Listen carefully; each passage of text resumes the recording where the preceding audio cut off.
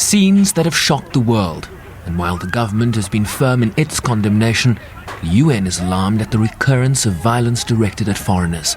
While acknowledging efforts made by the government of South Africa in response to the xenophobic violence in the country, the UN is also concerned about populations that have been displaced as a result of this violence and encourages the government to provide adequate protection to all affected persons, including migrants, refugees, and asylum seekers.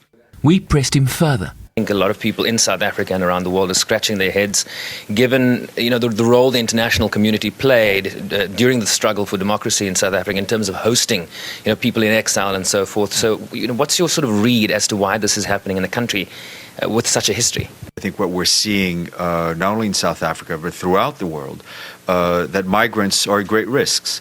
In times of economic trouble, migrants are often first targets.